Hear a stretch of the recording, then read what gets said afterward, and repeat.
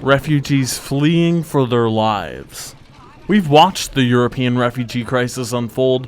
We often hear stories of desperation in Europe, but these are the exception during resettlement in the United States. Here in Arizona, it's a meticulous process without boats, without camps. A chapter in the refugee story that is often overlooked. International agencies cooperate with the Department of Homeland Security and federally funded refugee support centers. The 11 separate background checks and interviews take an average of 1.5 years. For refugees coming to the United States, they are one of the most highly vetted group of immigrants who enter the country. So there are screenings through the FBI, through the Department of Homeland Security, through the Department of Counterterrorism. There are medical screenings, there are background checks through CIA and a variety of other things that they have to pass all of those screenings before they're ever entered into a system that lets them come to the United States. The International Rescue Committee, or IRC, the largest resettlement agency in Arizona, works to make this process as smooth as possible.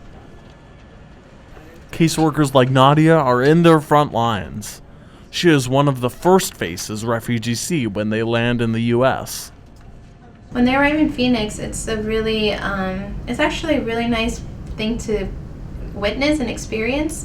We get 1 week to be able to find an apartment for them.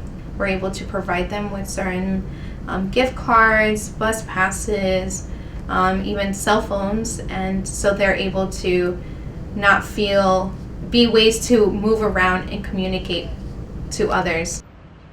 Working alongside the IRC is the Phoenix Police Department.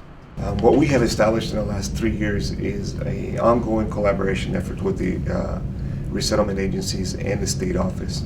Some of the things that I have done in the last 3 years too is we have created special brochures in different languages, which is titled "What to Do When Stopped by the Police." Okay, someday I'd like to have them in all languages, but it's very limited on what I have them in right now. But it helps. Just because they have a legal right here doesn't always protect refugees from hostility in their new communities. In 2013, 2 Burmese men were brutally stabbed at a memorial service. The teen killers were brought to justice, but these incidents expose how vulnerable refugees can be. Of all the years that I've been doing this for, I want to say we haven't had incidents of our clients or refugees being involved in some sort of violent crimes. If anything, most of them have been victims of these crimes. Despite these many hurdles, refugees remain resilient, and their communities largely welcome them with open arms.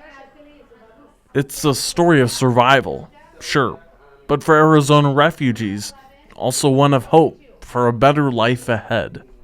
I think the thing to keep in mind is that refugees are people that we recognize. They are first and foremost families, moms and dads and children, so they come with a vast array of skills and experience and live lives and want to live the same life that we do in terms of having a better life for themselves and their children. This is Arizona Revealed with Josh Burton.